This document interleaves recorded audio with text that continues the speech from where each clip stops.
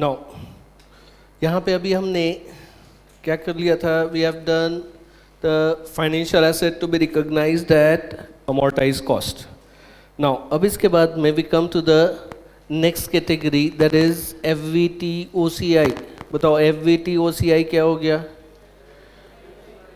Fair value through other comprehensive income, मतलब reserves. ठीक, FVTOCI क्या हो गया? Fair value through other comprehensive income. Now अब यहाँ हमारा पॉइंट नंबर कौन सा आएगा?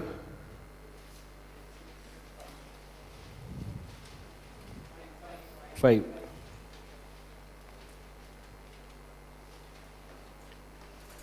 Right, fair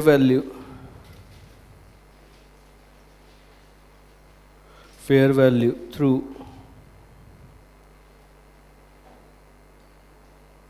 other comprehensive income.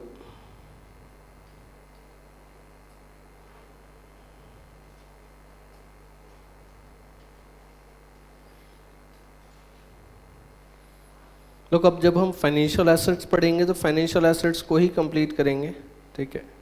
And financial asset में क्या आ जाएगा? इनिशियल रिकॉग्निशन, मेजरमेंट, देन उसके बाद में यहाँ इंड AS 109 में, IFRS 9 में एक नया कंसेप्ट आया है जो हमारा AS 30 में नहीं था, वो है impairment of financial assets.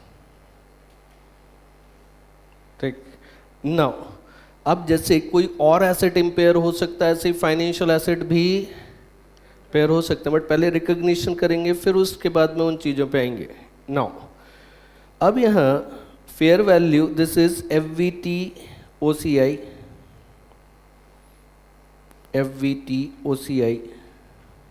Fair value through other comprehensive income, right. if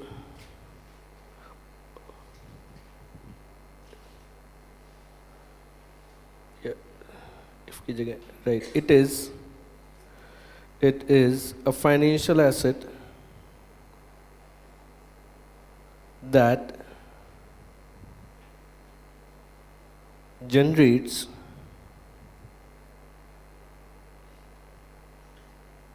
cash flows of interest and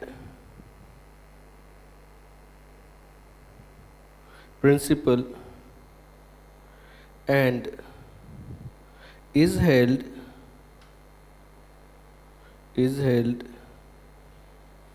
with the objective of collecting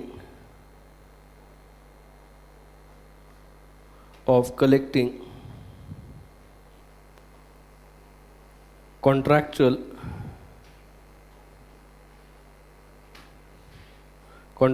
cash flows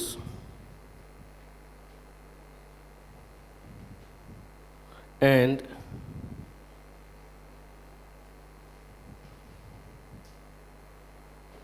cash flows from selling the asset.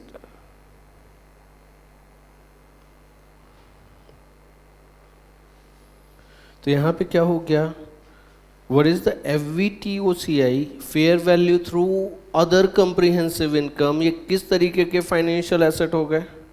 जहाँ पे हमारे को कैसे कैसे कैश फ्लोज लेने हैं?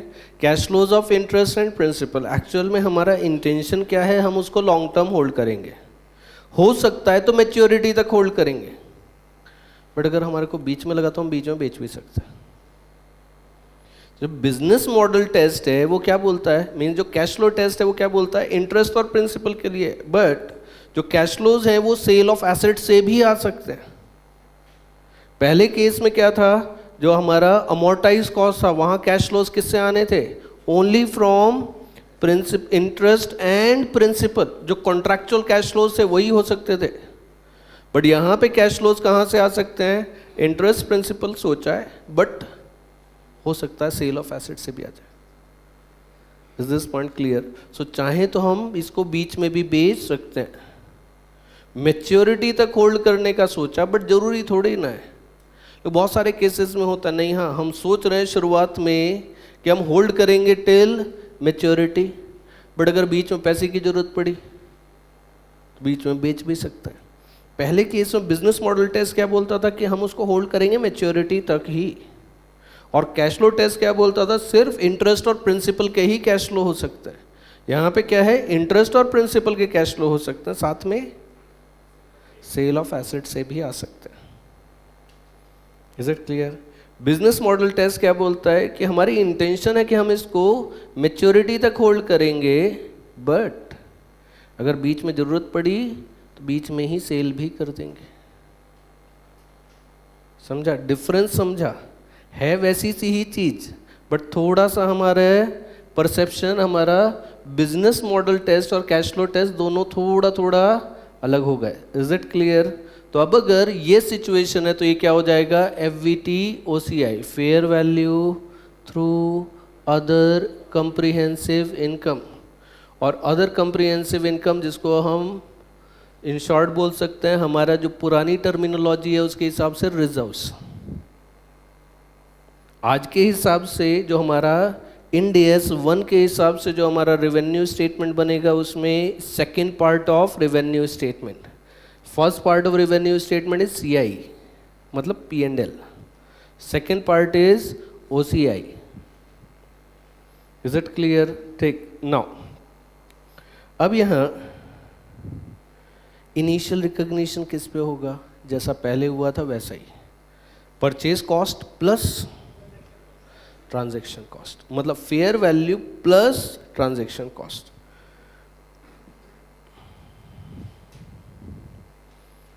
Right, when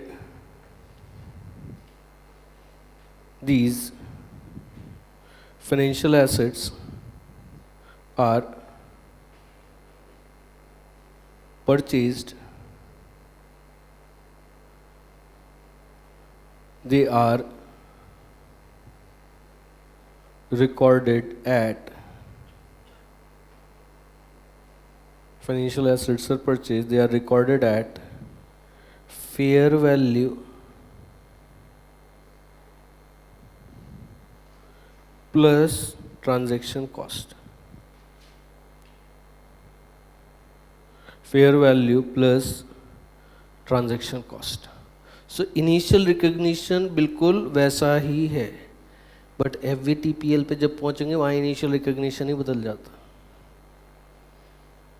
हमारा जो बेसिक AS 13 में हमने पढ़ा था कि कॉस्ट में, इन्वेस्टमेंट की कॉस्ट में ब्रोकरेज आती है, वहाँ नहीं आएगी। हम उसको सेपरेटली रिकॉर्ड करेंगे, ब्रोकरेज अलग, प्राइस अलग। फंडामेंटल चेंजेस हैं, हमारे सोचने के तरीके में फंडामेंटल चेंजेस हैं। यहाँ पे जो पहले दो हैं उसमें इनिशियल रिकॉग्निशन सेम है, सब्सिक्वेंट रिकॉग्निशन में चेंज है। जो तीसरा आएगा उसमें इनिशियल रिकॉग्निशन ही बदल गई, एंड वहाँ पे हम उसको ब्रोकरेज को, ट्रांजैक्शन कॉस्ट को उसके वैल्यू ऑफ इन्वेस्टमेंट में इंक्लूड ही नहीं करेंगे।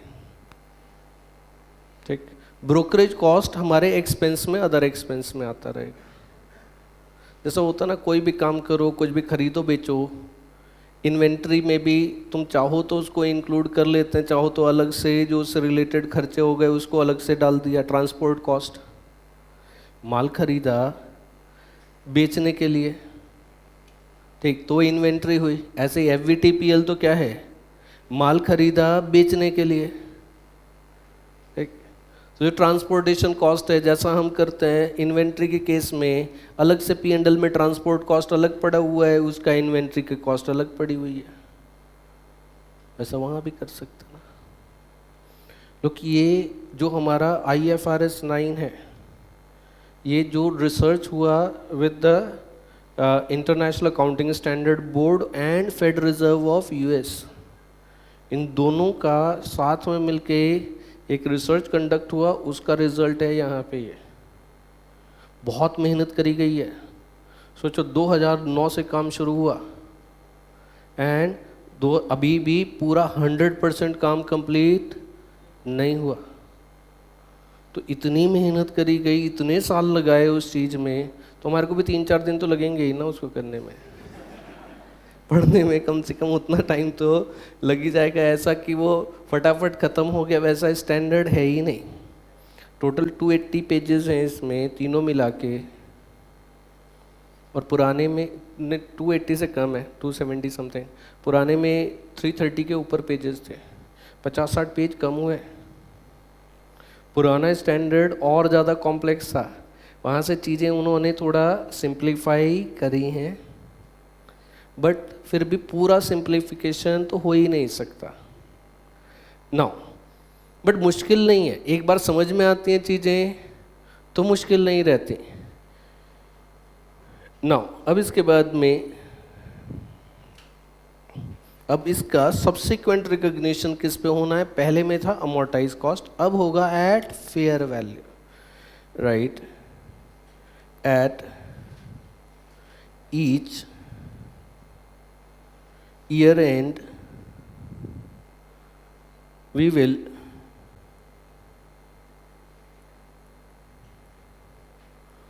find the fair value of instrument, fair value of instrument, मतलब mostly it will be market value,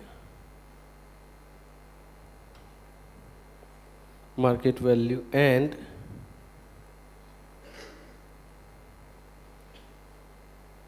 difference between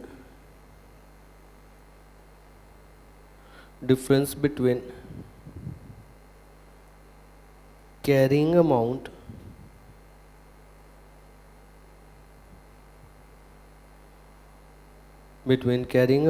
and fair value will be transferred to कहाँ? OCI. This is other comprehensive income.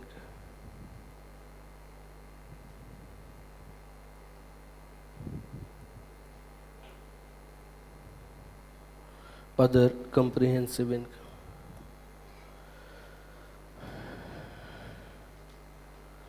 क्या करेंगे? अब amortise cost नहीं निकालेंगे, अब क्या करेंगे? फेयर वैल्यू निकालेंगे।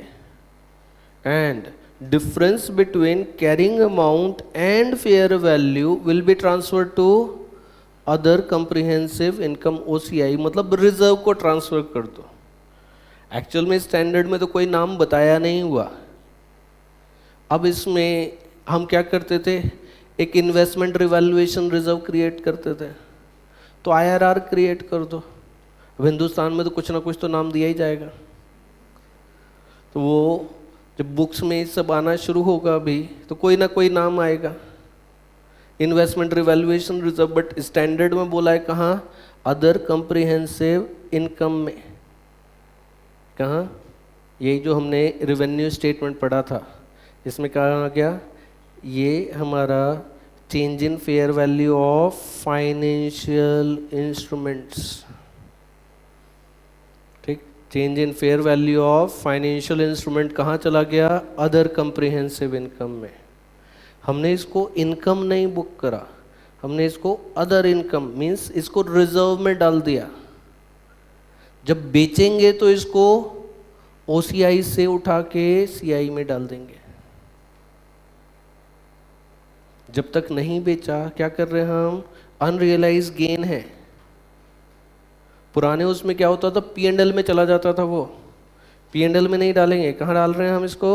OCI में, अदर कंप्रिहेंसिव इनकम। जब बेचोगे तो वो रियलाइज गेन हो जाएगा, तो उसको OCI से उठा के कहाँ डाल दोगे? CI से, P&L में डाल दोगे। तो बेटर अकाउंटिंग कर दी ना, पुराने के मुकाबले में ज़्यादा बेटर हो गया, ठीक? हमने उसको बुक करा, हाँ, क्योंकि क्या है, तुम सीधे उठा के एक बार में ही अगर तुम सारा का सारा प्रॉफिट रिकॉग्नाइज कर डालो। हम पहले क्या करते, चलो इसमें जब एग्जाम्पल लेते हैं फिर आई एक्सप्लेन इट, ठीक है। बट ये जो हमारा इनकम स्टेटमेंट था ये जरूरी है चीज़ें, इसके बिना वो क्या है, रेफरेंसेस नहीं समझ में आते ना। जब मैं टर्मिनोलॉजी यूज़ करूँगा कि मैंने बोला OCI में डाल दो, अब OCI नहीं समझ में आया तो तकलीफ है ना, ठीक।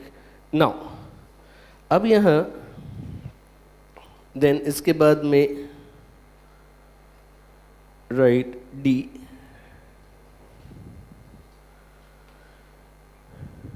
interest income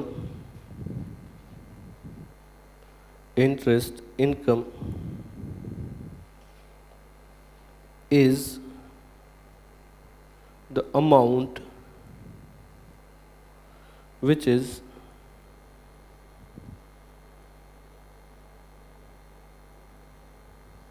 received from the company and will go to profit and loss account separately। अब वहाँ पे हम इफेक्टिव इंटरेस्ट नहीं निकालेंगे, अब हम पहले जैसे इफेक्टिव इंटरेस्ट कंप्यूट नहीं करेंगे, ठीक। एंड जो हमारे को इंटरेस्ट मिल रहा है, जो एक्चुअल में मिल रहा है, वो हमारी इनकम होगी और उसको हम कहाँ ट्रांसफ़र कर देंगे, प्रॉफिट एंड लॉस अकाउंट में ट्रांसफ़र कर देंगे। Then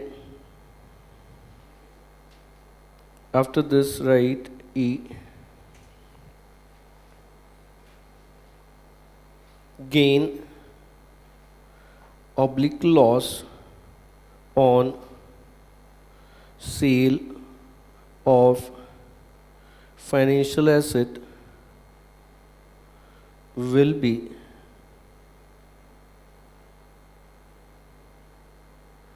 transferred to profit and loss account and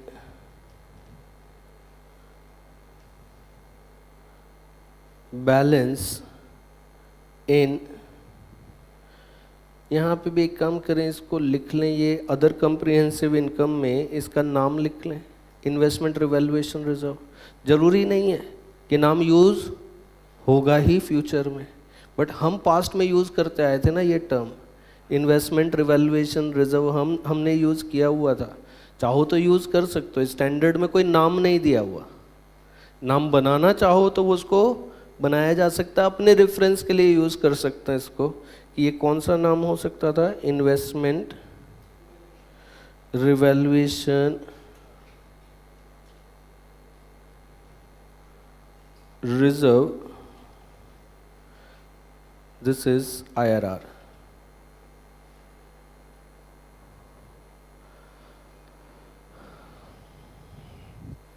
and balance in, यहाँ पे अब आ जाते हैं, गेन और loss on sale of fix assets, gain और loss on sale of fix assets will be transfer to कहाँ, प्रॉफिट एंड लॉस अकाउंट। अब वो जो बैलेंस बच पड़ा हुआ है कहाँ, OCI में, उस OCI के बैलेंस को भी उठा के अब हम कहाँ डाल देंगे, प्रॉफिट एंड लॉस अकाउंट में, मतलब CI में डाल देंगे। अब जो टर्म यूज होती हैं वो CI एंड OCI, फ्यूचर में यही टर्म यूज होने वाली हैं। एंड बैलेंस इन OCI मतलब IRR will be transferred to CI मतलब profit and loss account.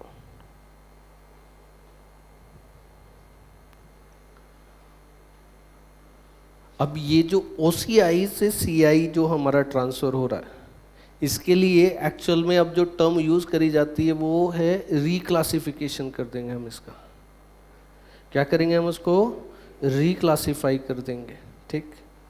Bracket में लिख लो, दैट इज रिक्लासिफिकेशन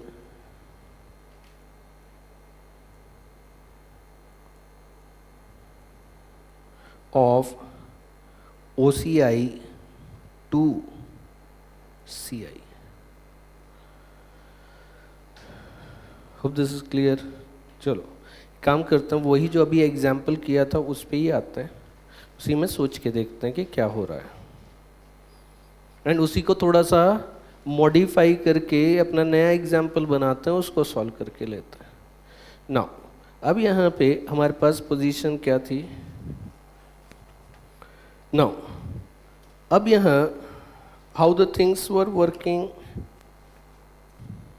नाउ अब यहाँ क्या है, जो इनिशियल रिकॉग्निशन होना है वो तो सेम अमाउंट पे होना है, किस पे, fair value plus transaction cost. किस पे हो रहा है initial recognition, fair value plus transaction cost. So fair value कितना था 891 प्लस ट्रांजैक्शन कॉस्ट कितना था 8 रुपीज़। सो इनिशियल रिकॉग्निशन कितने पे हो गया 899। अब यहाँ पे हमारा सब्सिक्वेंट रिकॉग्निशन अमोर्टाइज कॉस्ट पे नहीं होना, किस पे होना है, फेयर वैल्यू पे होना है। फेयर वैल्यू जो ईयर एंड पे मार्केट प्राइस, सोच लो कि जो ईयर एंड पे उस बॉन्ड का, उस डेट इंस्ट्रूमेंट का जो मार्केट प्राइस हुआ वो उसकी फेयर वैल्यू हो गई। उस फेयर वैल्यू पे हम उस इंस्ट्रूमेंट को रिकॉग्नाइज करेंगे और जो डिफरेंस आएगा, जो डिफरेंस आएगा उसको हम ट्रांसफर कर देंगे कहाँ, फ्रॉम OCI टू OCI। ठीक, से फॉर एग्जाम्पल यहाँ पे अब जरूरी नहीं है कि जो अमोर्टाइज कॉस्ट हो वही मार्केट वैल्यू रही हो। ठीक, अब यहाँ पे पहला काम तो क्या होना है, ये जो इफेक्टिव इंटरेस्ट वाली कैलकुलेशन है ये नहीं आएगी, हम इफेक्टिव इंटरेस्ट कंप्यूट ही नहीं करेंगे। क्या होगा, इनिशियल रिकॉग्निशन होगा किस पे, fair value plus transaction cost 891 plus 899 पे हमारा इनिशियल रिकॉग्निशन हो गया। ठीक, अब हमारे को इफेक्टिव इंटरेस्ट कंप्यूट नहीं करना है। Is this clear? Effective interest अब हम यहाँ पे कंप्यूट नहीं करेंगे। एंड देन ईयर एंड पे अब अमोर्टाइज, इफेक्टिव इंटरेस्ट नहीं निकालोगे तो अमोर्टाइज कॉस्ट भी नहीं आएगी। अब क्या करना पड़ेगा, हर ईयर एंड पे हमारे को उसकी फेयर वैल्यू देखनी पड़ेगी। से यहाँ पे फेयर वैल्यू इसकी से 905 है, हो सकता ना।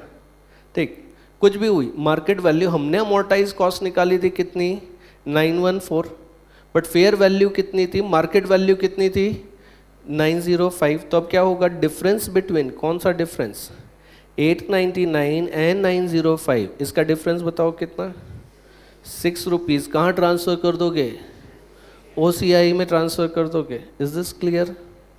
ठीक, अब फिर ये जो इंटरेस्ट है 120 रुपीज़ का, ये कहाँ ट्रांसफ़र हो जाएगा, P&L में, ये इनकम रिकॉग्नाइज कर देंगे हम। ठीक, देन अब इसके बाद में वापस नेक्स्ट ईयर सपोज इसकी फेयर वैल्यू बढ़ के हो गई कितनी, से 910 हो गई, 910 हो गई। तो अब क्या हुआ, पिछले साल तुम ऑलरेडी कितने पे रिकॉग्नाइज कर चुके हो 905 पे, अब 905 से 910, तो अब बताओ OCI में कितना चला जाएगा, 5 रुपीज़ चला जाएगा। ये है हमारी फेयर वैल्यू, ये हमारी फेयर वैल्यू है, और ये कौन सा अमाउंट है, OCI का अमाउंट है। Hope this is clear? ठीक, तो अब यहाँ पे कितना हो गया, OCI का अमाउंट यहाँ कितना आ जाएगा 5 रुपीज़। ठीक, फिर उसके बाद में हम बीच में इसको बेच भी सकते हैं ना, बीच में बेच भी सकते हैं। सपोज हमने इसको बेच डाला कितने पे, यहाँ पे सपोज यहाँ आके सेल कर दिया इस 3rd ईयर में। हमारी इंटेंशन क्या थी कि हम इसको होल्ड करेंगे, हमारा बेसिक ऑब्जेक्टिव है इंटरेस्ट और प्रिंसिपल लेने का, बट अगर बीच में बेचने का मूड हो गया तो बेच भी देंगे।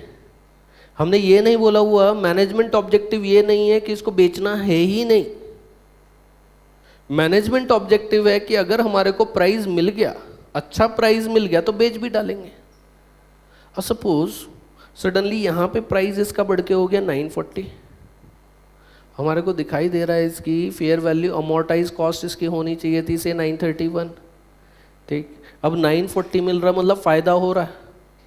अब हमारे को यही फ़ायदा हो रहा है तो हमने क्या करा, 4th year 5th year hold करने की जगह क्या करा, 3rd ईयर में सेल कर डाला।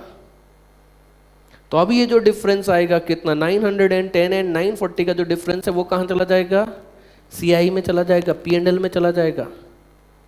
जब तुम इसको बेचोगे तो बेचने पे जो प्रॉफिट हुआ वो कहाँ चला गया, पीएनएल में या कॉम्प्रिहेंसिव इनकम में चला गया, सीआई में चला गया। और जो हमारा बैलेंस पड़ा हुआ था 11 रुपीज़ का जो बैलेंस पड़ा हुआ था उसको ओसीआई से ट्रांसफ़र कर दो कहाँ, सीआई पे। अगर तुमने ये काम नहीं किया होता तो डायरेक्टली तुम क्या करते, 899 और 940 का डिफरेंस ट्रांसफ़र करते थे 3rd ईयर में पीएनएल में, यही तो करते थे हम।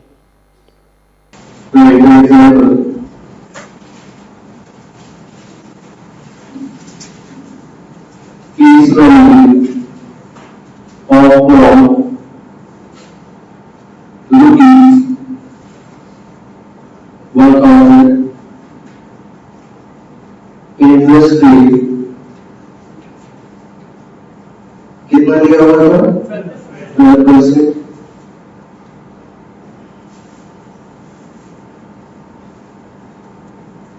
Purchase price ₹891, brokerage ₹8, then fair value at end of fair value at end of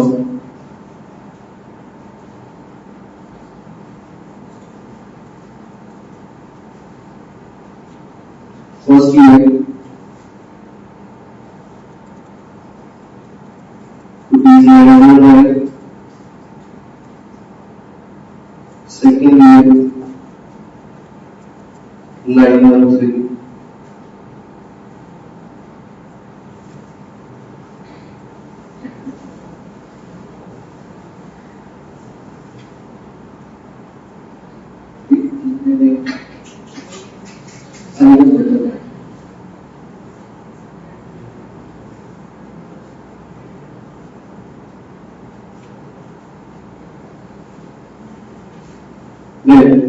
bond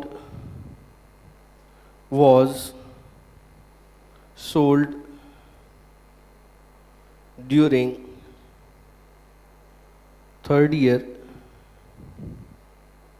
at ₹948,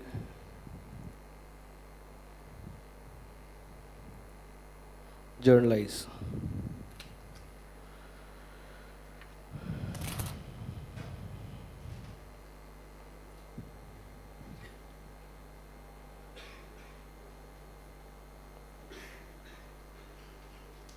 ठीक, तो यहाँ पे हमारा वही एग्जाम्पल है, वही एग्जाम्पल लेके चल रहा है, ठीक। थोड़ा सा उसमें वैल्यूज चेंज कर ली हमने। Face value the bond is ₹1000, coupon rate और interest rate is 12%, then purchase price was 891 and the brokerage is ₹8, then fair value at the end of the first year is 909, second year is 913 और हमने 3rd year में during 3rd year उसको cell कर दिया कितने पे, ₹948 पे cell कर दिया। So write journal entries,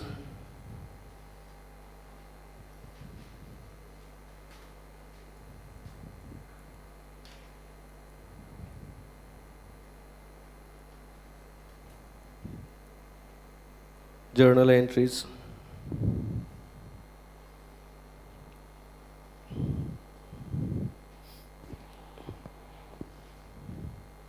serial number, particulars, then debit and credit.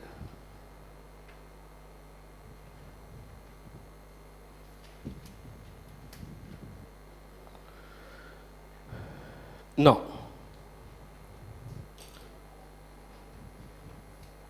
first year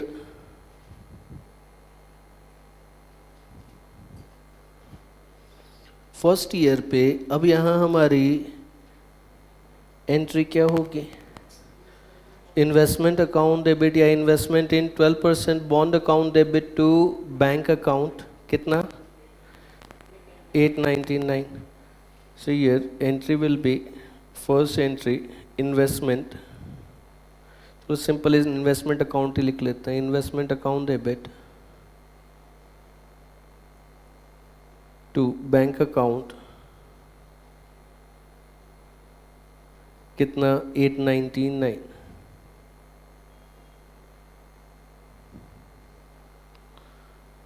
investment account debit to bank account 899. Then अब इसके बाद में क्या हुआ? इंटरेस्ट मिलेगा हमारे को, कितना?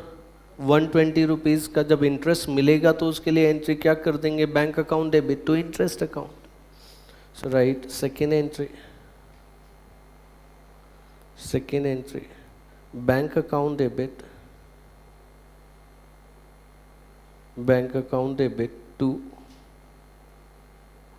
इंटरेस्ट अकाउंट, कितना? 120.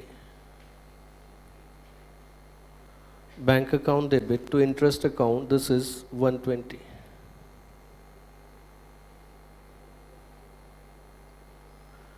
देन अब इसके बाद में कितनी वैल्यू हो गई? फर्स्ट ईयर पे कितना है? 909. मतलब ये जो वैल्यू है हमारे पास में कितना? 909 है,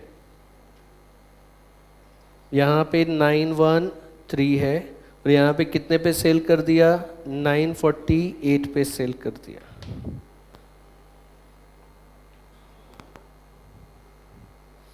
now third entry investment account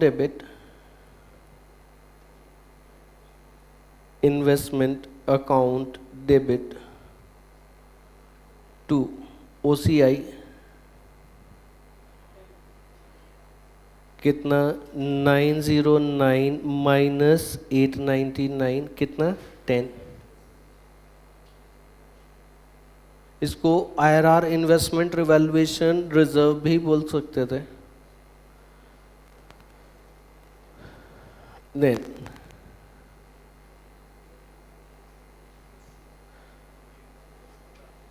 then अब क्या करेंगे? जो इंटरेस्ट है उसको ट्रांसफर कर देंगे P&L को. इंटरेस्ट अकाउंट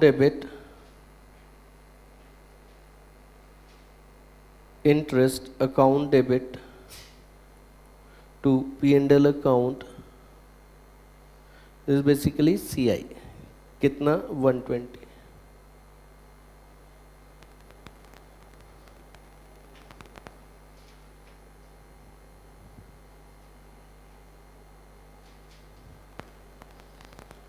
देन अब इसके बाद सेकेंड ईयर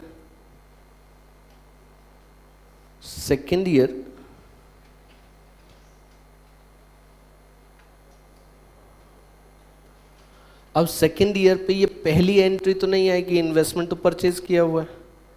देन एंट्री आएगी किसकी? Bank to interest, investment to OCI and interest to P&L. These three entries will be there.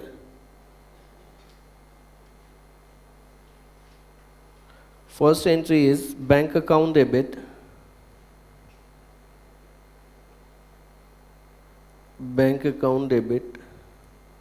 to interest account, कितना? 120.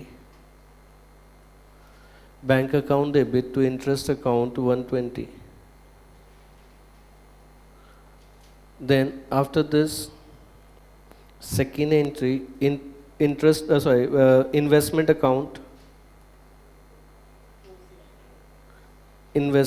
account debit to OCI, कितना? 913 minus 909, this is 4 rupees.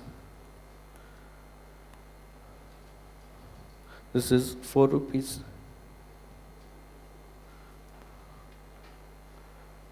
Then third entry, interest account debit to P&L account.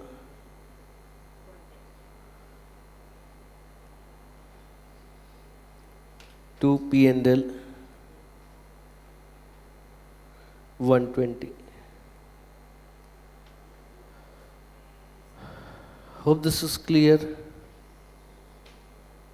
अब ये second year की entries complete हो गई. Third year पे जरूरी नहीं है कि इंटरेस्ट मिले, बीच में बेच दिया 4 महीने 5 महीने बाद, पॉसिबल है ना. ठीक. सो यहाँ पे थर्ड ईयर हमने ईयर एंड तक होल्ड करा, ऐसा जरूरी नहीं है, बीच में भी बेच सकते हैं ना. बेच दिया, नई इंटरेस्ट रिसीव हुआ हमारे को 948 पे, हमने उसको सेल कर डाला. तो यहाँ पे हमारे को कम इंटरेस्ट एक्स इंटरेस्ट नहीं सोचना, जितने पे बेचा उतनी वैल्यू, बात खत्म हुई. Is this point clear? वो एक्चुअल में ऑटोमेटिकली स्ट्रक्चर हो जाता है उसी में, प्राइस ऑफ बॉन्ड में ही. सो राइट फर्स्ट, अब कितने पे सेल करा हमने? 948. Bank account debit 948 to investment account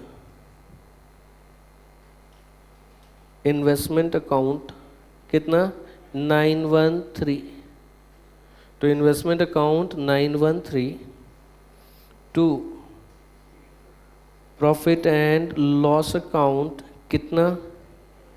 948 minus 913 कितना? 35.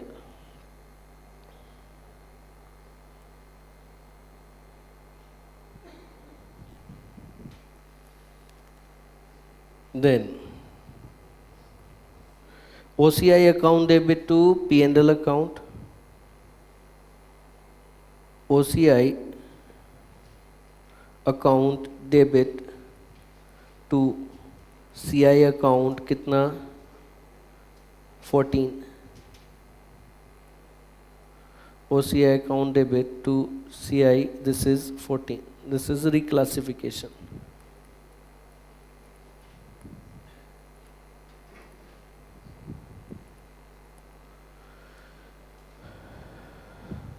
Hope this is clear.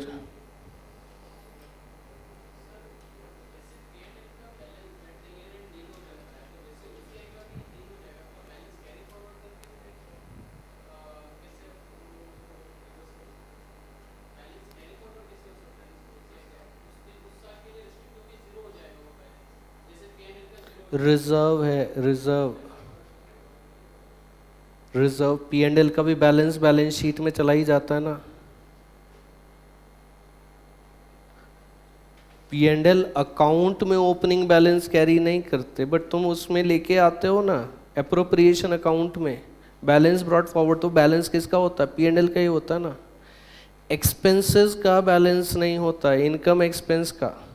Cell का बैलेंस नहीं हुआ क्योंकि वो सेल अकाउंट को ट्रांसफ़र कर दिया कहाँ? P&L में. एक्सपेंसेस अकाउंट का बैलेंस नहीं हुआ क्योंकि उसको हमने ट्रांसफ़र कर दिया P&L में. बट P&L अकाउंट का बैलेंस तो बैलेंस शीट में दिख रहा है ना.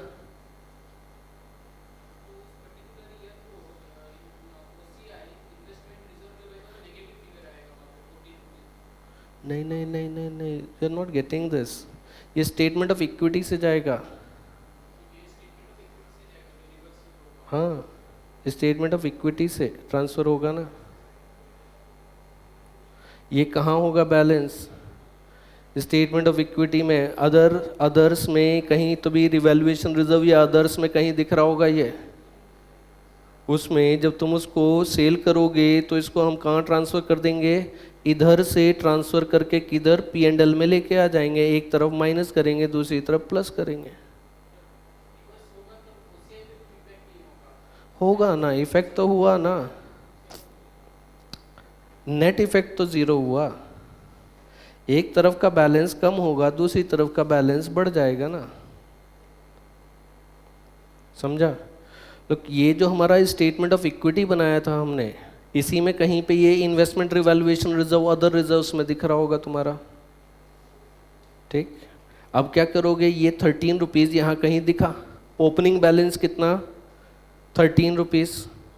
अब क्या करा, जब ये इन्वेस्टमेंट सेल कर दिया तो इसको रिक्लासीफाई करोगे OCI से, इन्वेस्टमेंट रिवैल्यूएशन रिजर्व से, कहाँ ट्रांसफर कर दोगे, P&L। तो उधर -13, इधर +13, हो गई बात खत्म। Is it clear? ये सारे रिजर्व्स के बैलेंस कहाँ दिखाई दे रहे हैं, statement for changes in equity में। तुम अभी के P&L से इन सारी अकाउंटिंग को सोच नहीं सकते, इसीलिए तो ये पढ़ाया था पहले। ये पढ़ाने का ऑब्जेक्टिव ही ये था, ये पूछा नहीं जाना एग्जाम में। कौन सा?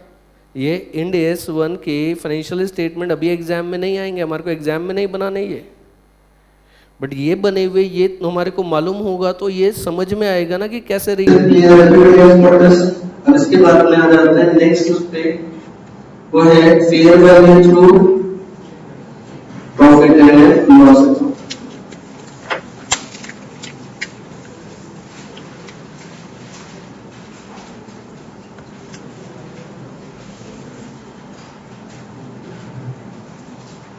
पॉइंट नंबर क्या हुआ हमारा, ये 6।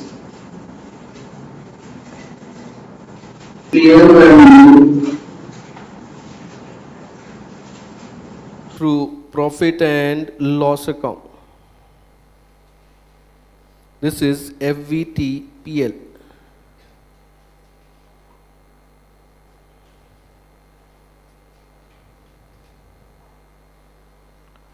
और जो हम आज पढ़ रहे हैं ये शुरुआत है, आगे इसमें और चीज़ें ऐड होती चली जाएंगी। ये स्टैंडर्ड यहीं नहीं ख़त्म होता, यहाँ से हमारी शुरुआत हुई है। बहुत बड़ा स्टैंडर्ड है, हम ख़त्म कर देंगे इसको, जो हमारा टारगेट पीरियड है उसमें, बट अदरवाइज़ ये ख़त्म होता नहीं है अपने आप में। एक्चुअल में ये एक पूरा का पूरा चैप्टर है, ठीक। It is much bigger than consolidation and amalgamation, उनसे बड़ा चैप्टर है। अमलगमेशन और कंसोलिडेशन के अकाउंटिंग स्टैंडर्ड तो छोटे छोटे से, बट फ्यूचर में तुम्हारे को कंसोलिडेशन के लिए इंड AS 110 लगने वाला है, अमलगमेशन के लिए इंड AS 103 लगने वाला है। वहाँ पे जो हमारा सबसे कन्फ्यूजन वाला जो मेथड था, पूलिंग ऑफ इंटरेस्ट मेथड, नहीं है, पर तुम्हारे एग्जाम के लिए है। तुम कंफ्यूज हो, जैसे ही पास हो के निकलोगे कंफ्यूजन खत्म ना। अब यह right,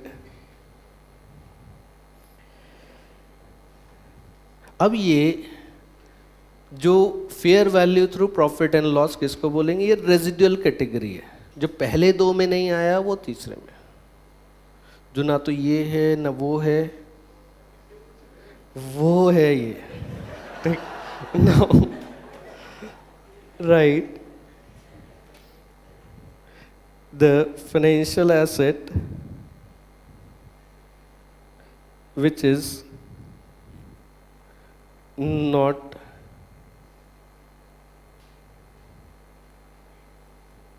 classified at amortized cost or FVT OCI will be classified as FVTPL, will be classified as FVTPL। तो जो अमोर्टाइज कॉस्ट पे नहीं हो रहा पहला, सेकेंड FVT OCI पे भी नहीं हो रहा, उसको हम कहाँ रिकॉग्नाइज करेंगे, FVTPL पे रिकॉग्नाइज करेंगे, ठीक है। पुराने स्टैंडर्ड के हिसाब से these are the instrument which are held for trading, जो बेचने खरीदने के लिए रखे गए हैं वो हैं ये, ठीक। देन राइट, और In other words,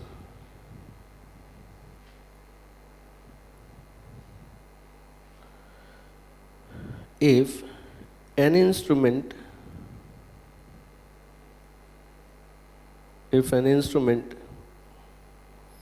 is held for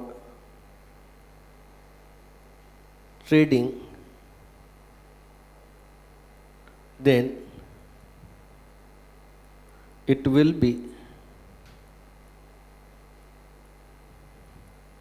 classified as FVTPL.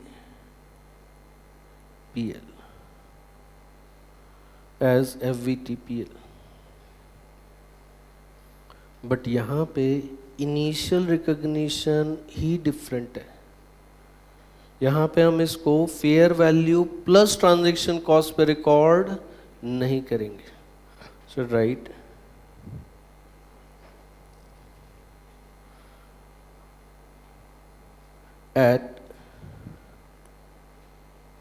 at the time of acquisition,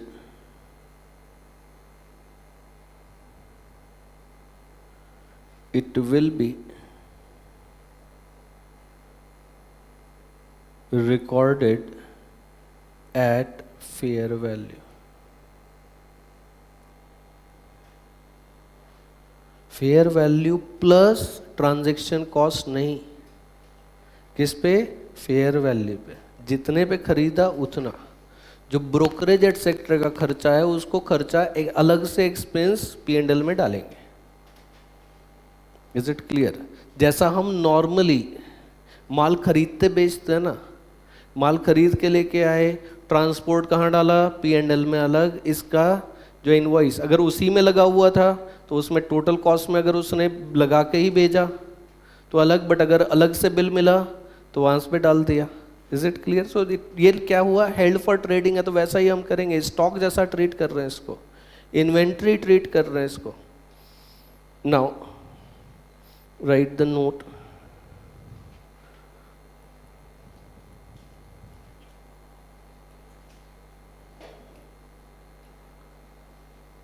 Transaction cost will be transferred to profit and loss account separately.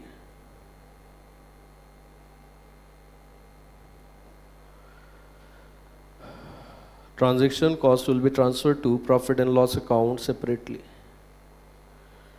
Then C, at the end of each reporting period,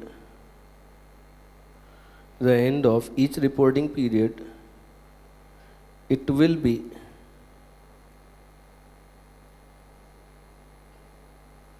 recorded at fair value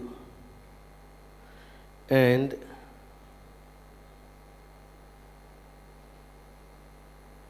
difference in values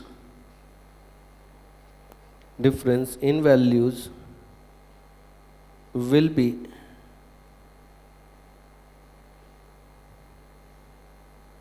transferred to profit and loss account.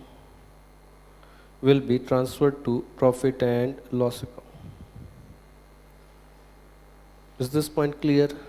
Then वही example है, उसको अब हम क्या मान लेते हैं? इसका पिछले वाला एग्जाम्पल कि ये हमारा इंटेंशन ही यही था कि जब मौका मिलेगा बेच देंगे। हमने इसको बेचने के लिए ही रखा हुआ था, बट इसका मतलब ये नहीं है कि बेचने के लिए रखा हुआ है तो बिक ही गया अगले दिन।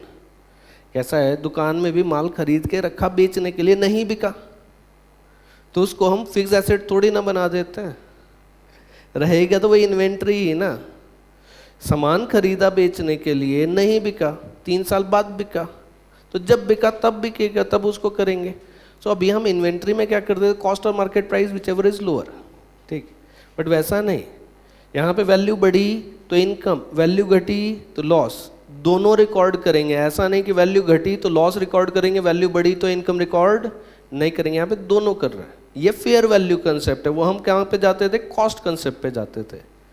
Is this clear? So right, इसी को right journalize the previous example if asset is treated as FVTPL. If asset is treated as FVTPL. Example एक बार वापस से देख लें क्या है। यहाँ पे 1000 रुपीज़ फेस वैल्यू का बॉन्ड है, कूपन रेट ऑफ इंटरेस्ट कितना है 12%। हमने खरीदा कितने पे 891 प्लस 8 रुपीज़ का ब्रोकरेज कॉस्ट। तो हम कितने पे रिकॉर्ड करेंगे इनिशियली 891 पे ही रिकॉर्ड करेंगे और 8 रुपीज़ की ब्रोकरेज कॉस्ट सेपरेटली P&L को ट्रांसफ़र करेंगे। उसको उसकी वैल्यू ऑफ इन्वेस्टमेंट में इंक्लूड ही नहीं करेंगे। खर्चा हुआ ये माना और P&L में डाल दिया, बात खत्म हुई। क्या करा हमने कि ये 8 रुपीज़ का खर्चा हुआ, उसको एक्सपेंस मान के उसी साल में P&L में डाल दिया, उसको इन्वेस्टमेंट की वैल्यू में इंक्लूड किया ही नहीं। Is it clear? ठीक। सो यहाँ पे yes, any doubt? Right, journal entries. Right, first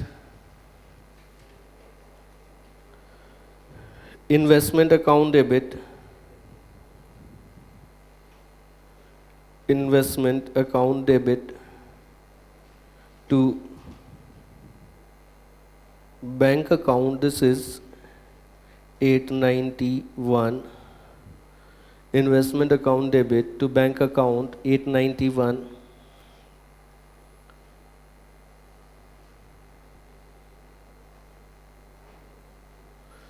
then अब इसके बाद में नेक्स्ट ट्रांजैक्शन कॉस्ट, जो ब्रोकरेज है उसको हम कहाँ ट्रांसफ़र कर रहे हैं, उसको पहला पेमेंट की एंट्री करेंगे। Transaction cost, transaction cost account debit to bank account 8 rupees, उसको इन्वेस्टमेंट की वैल्यू में इंक्लूड किया ही नहीं। ये एक्चुअल में बहुत बड़ा डिफरेंस है अगर हम एग्जिस्टिंग अकाउंटिंग के हिसाब से लें। हम हमेशा जितना इन्वेस्टमेंट सीखा उसमें हमने हमेशा ब्रोकरेज को इन्वेस्टमेंट की वैल्यू में इंक्लूड करा, बट उन्होंने बोला नहीं, ये अलग से खर्चा है, इसको P&L में अलग से डालो, इन्वेस्टमेंट की वैल्यू में इंक्लूड नहीं होगा। Then bank account debit to interest account 120, bank account debit to interest account 120। Then अब इसके बाद में इन्वेस्टमेंट रिवैल्यू हुआ। अब at year end investment account debit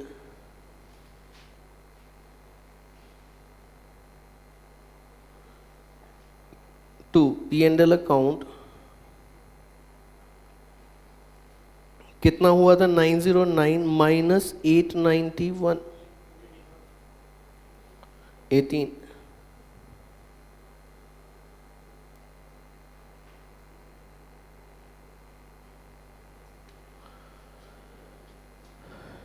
then अब इसके बाद में प्रॉफिट एंड लॉस अकाउंट, जो हमारी ट्रांजैक्शन कॉस्ट थी उसको भी कहाँ डाल दिया हमने, profit and loss account to transaction cost.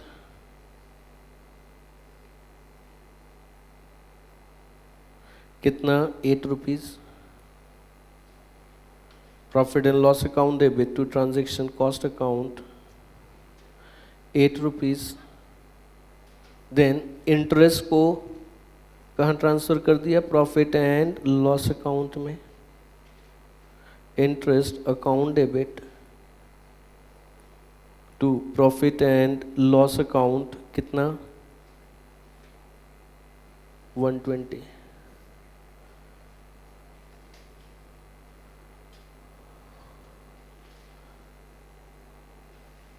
Is this clear? Then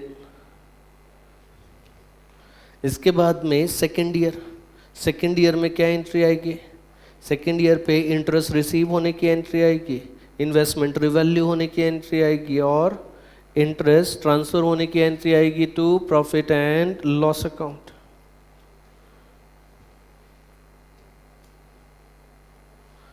second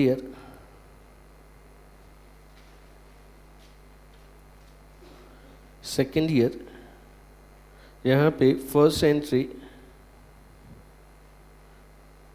bank account debit to interest account कितना, 120। Bank account debit to interest account 120।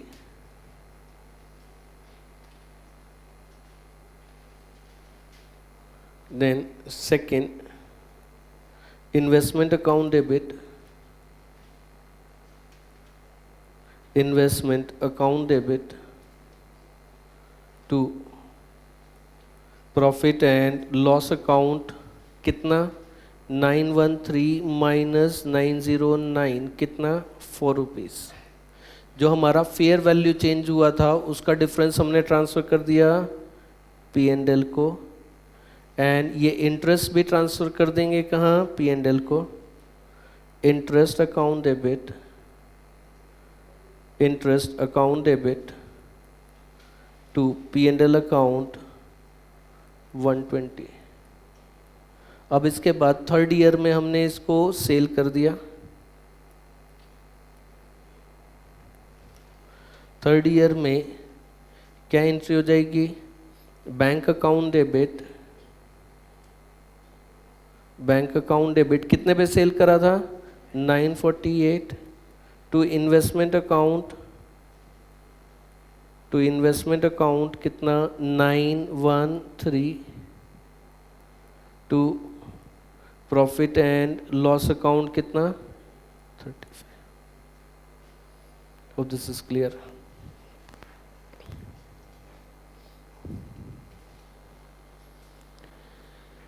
ये हमने फाइनेंशियल एसेट पढ़े, डेट इंस्ट्रूमेंट। में पहला वाला हो ही नहीं सकता अमोर्टाइज कॉस्ट में, क्योंकि कोई कॉन्ट्रैक्चुअल कैश फ्लो नहीं है, कोई गारंटी नहीं है डिविडेंड की, और तुम उसको होल्ड कर ही नहीं सकते till maturity, because maturity is infinite. तो पहली कैटेगरी नहीं आएगी, वहां पे दो ही बचेंगे, FVT OCI, FVT PL। ठीक, वो एंड दूसरी चीज़ें विल बी डूइंग टुमारो।